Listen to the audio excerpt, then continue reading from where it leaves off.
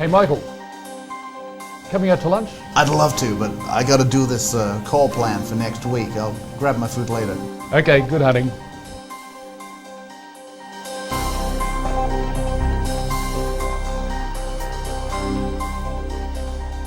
Okay, Michael, it's the end of the quarter. I need a really strong finish. I know you've got your Cablevision call next week. Go through it with me, please. Yes, I have a meeting with the database marketing manager who wants to talk to us about how our analytics software can help them target their campaigns better. So you'd like to go over the slides with me then? Not exactly. It's too early to roll in with a pitch deck yet. See, while I was doing my research on the account, I dug up some interesting nuggets. Now, while my meeting is booked with the database marketing manager, I get a feeling that the real issues are going on above their head. Like what? Well, Cablevision's a TV operator in New York, the 5th largest in the US. They just acquired a Midwest broadcaster for $1.4 billion, which grows their customer base in the Midwest, where they don't have a whole lot of competition. This comes after buying another cable station for $500 million to expand their programming lineup. And 2 years ago, they rolled out a high-speed Wi-Fi network all across Long Island so people can access their content from their PDA devices.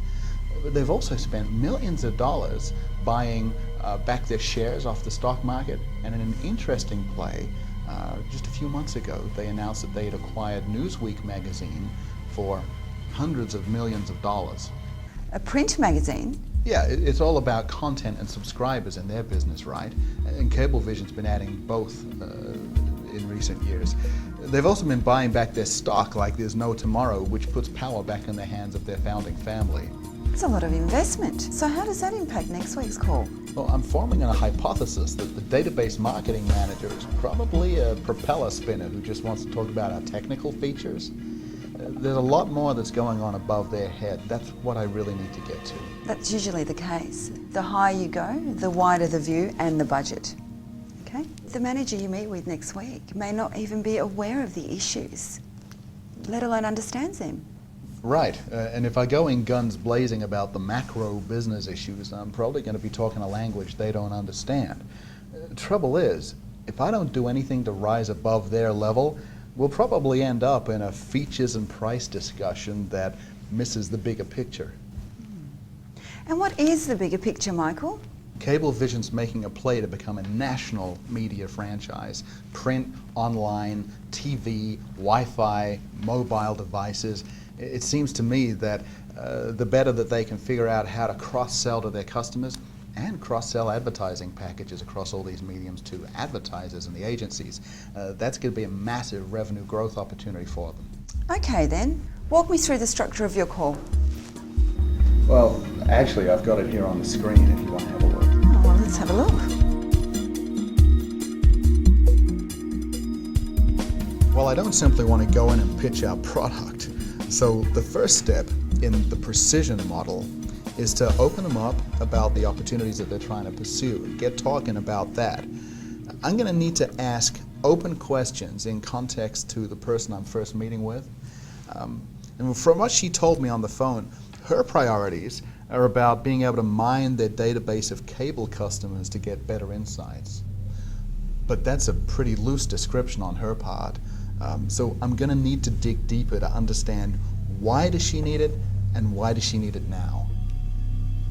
So knowing the reasons why this is a priority right now and the reasons why they're not getting what they want from their current setup, that's where I'm going to need to take the discussion next. Now, I was told the database marketing manager's reason for needing this is that up till now, they've been using a basic CRM system and exporting customer data into Excel to sort columns, and that takes a long time and it leads to a whole lot of human errors. So now they've got more subsidiary companies. The job's become too big and just too important to leave to risk. So she can't expand her headcount, so the function needs to be automated. That's the answer to why she needs to do it and why do it now. But I believe there's more to it. Right? So I read online that the sales director's got really high targets for this year. So he's putting pressure on their marketing department to give better insight on where to go hunting for business. I'm also expecting that their head of media wants to package different offers to advertisers who are keen on reaching their target market in print, online, and on TV, right? Okay, so I think they're really the reasons that are driving the database marketing manager's interest in talking to us, but I'm not sure that she's across all of those issues. She's just kind of like the dog catching the frisbee that someone else has thrown. So I need to be prepared to drill deeper and ask more questions here, and also share some insights into the things that other customers tell us they're grappling with in the marketplace, and see if these resonate with her. Right. And what's the value in doing that? Well, I show them I'm doing more than just asking dumb questions. I'm really adding some insight here. And they see that I know the issues of their industry, which gives me credibility. It's important that they buy into me as a player, somebody that knows their issues, because if they can buy into me first, then we've got a better chance of them buying into our products and into our company. I agree. So what the customer really wants is a solution. So the effect that they want is to automate marketing on print and online. So in the meeting, you'll have to get your contact to agree that achieving this real effect is what they want to achieve. Yes, I'll need to link it to her performance measures for sure, but her measures aren't how other people are measured. So to understand those people, I'm going to have to get access to them. That's where the second row in the precision dialogue comes in handy. Well, walk me through it. Okay, so looking here in my sales plan, I've got to dig deeper into what's in it for them. So I'll ask open questions to learn when their company wants to see a solution in place delivering results. Well, what can you do with this information? Well, I can draft a timeline that we each could work to that's going to map through their decision process, and then it's not going to be my sale or their project. It becomes a mutual project that we're both working on. I like that idea.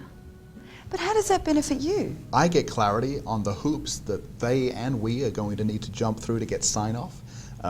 I'd learn of other people who need to be involved, and you see here, by working backwards with the end in mind, we can see what their whole evaluation process and make sure that we dominate their calendar. Leaving very little room for competition. Nice. But what's the asset test for this part of the precision process? Well, you know, like having an evaluation plan's meaningless unless their feet are being held against the coals. You know, there needs to be a burning platform to make them have to take action. So I need to know how firm their dates are and what happens if they miss them. So I think here I'm going to follow up with some questions about the consequences if they don't do this or if they miss some of those milestones. It might be along the lines of, hey, what happens if you don't get a solution in place for another 3, 6, or 9 months? I mean, do the wheels fall off the business? Who holds you accountable? What's going to go wrong? You know, I need to know that there's real motivation to take action here. And the more they cringe at that thought, the more I know their interest is genuine. Right. A customer with curiosity will spend the time, but only a customer with real motivation will spend the money. But what if this is only a discretionary spend with no real driver behind it? Well, look, knowing that at the start of a sales cycle is better than finding out after burning 6 months of resource, right? That's also why the next step in precision selling is so important. After I confirm there's a real motivation to act and a real consequence to this activity, what I then need to do is understand how the issues owned by this person impact and ripple across other departments, other workflows, and other people in the enterprise. And why is that important? Well, the database marketing manager might only be looking for a point solution to her department's immediate needs. But her challenges might be a downstream symptom of bad systems or processes somewhere else in the organization. So the better I can map the cause and effect of the situation, the better I can get to the root cause and sell a real solution instead of just a Band-Aid. It's this due diligence that's going to separate me from the other vendors who just want to make a fast sale. Well, isn't that threatening to some customers? Won't they think you're second-guessing them? Not if they understand that my intent is to save them the time, the money, and the politics of making the wrong choice. you know? So I don't go in telling them they've come up with a lousy project plan. That's not what I would do. But I do make it clear that I'm a professional who deals with these issues full time, right? I'm trained to do that, and it's what I do for a living. And that's experience they can't possibly hope to equal in the few weeks that they've been thinking about this issue. So I need to help them understand that I'm bringing real value to the table here. I also make it clear that I'm not the type of person who wants to waste their time, and I'm busy too, so it's a two-way street. Nice touch. So how would you identify other people that need to be involved? Well, I ask where the origin of the project came from. I mean, which business manager first came up with the idea that they needed to do things differently? Who's shouting the loudest? These are the guys that I really need to get to. I mean, these people must have opinions of their own, and maybe they're represented in what the database marketing manager wants to talk to us about, but maybe they're not. And what if they draw a blank? Well, I use my experience with similar companies we've worked with to suggest who these other people might be based on who they've been in other companies, right? I like to draw this on a paper pad. You know, draw out the org chart, make it visual, tell them a story about another customer who was struggling to achieve the same ends and how each department was connected to this issue. And when I'm doing that, as I'm drawing this, I'm asking them to tell me the names of the equivalent people in their company. So I'm getting all their names written down. And people respond to stories. Right, and it shows that I'm active in the market, solving these issues with others. A player, someone who's got some credibility. Well, does it work for you? Look, all I need is one person to give me the names of two other people that should be brought into my next meeting. And then I meet with them, and then I ask them for two other names of two other people. Before you know it, I'm starting to build contacts across multiple departments. That networking really moves me away from being an anonymous face on the end of a proposal. And that's where I really need to be seen if I'm going to be competitive in this deal.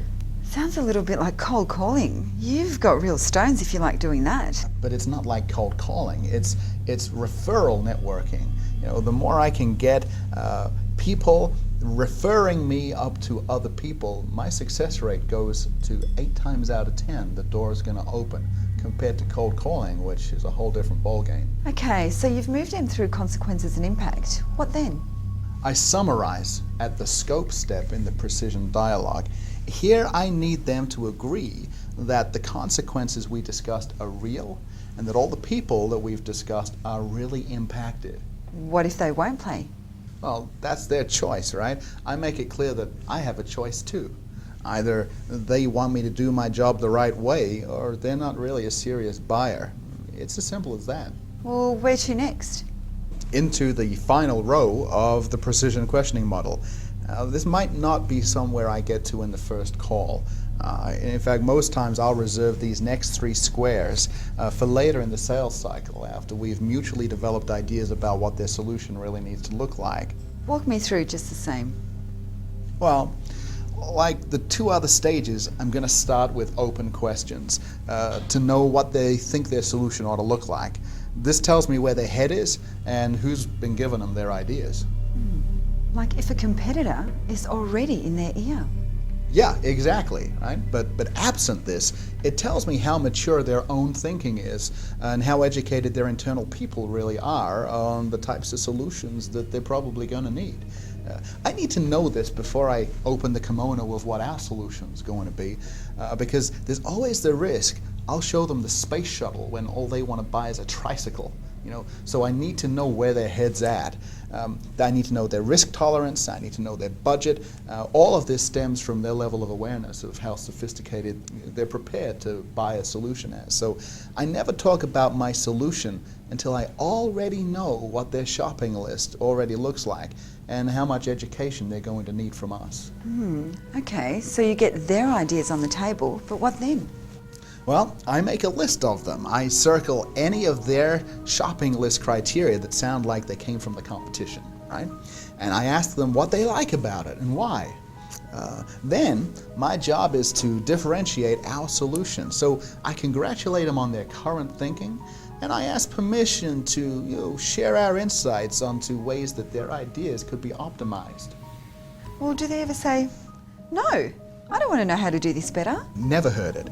They actually lean forward and ask, ideas like what? So this is where I mention all the other work we've done in the market. We've gained expert insights into the traps, the tangents, the best practices, and they can benefit from that insight. So I start with the things we agree on and tell them our solutions exactly what they've already determined they need with these optimized features associated with it.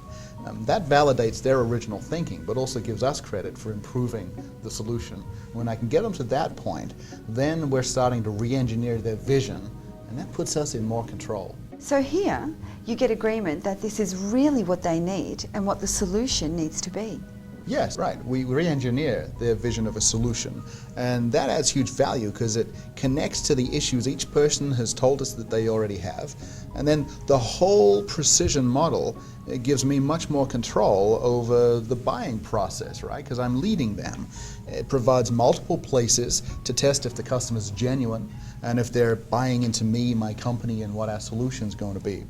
That helps me qualify, and you'd like this, forecast more accurately because I'm spending time with real buyers instead of tire kickers. Well, I guess that's the definition of precision. Do you need anything else from me? Well, let's debrief after the call using my top plan. Other than that, I've got this covered. Well, good hunting.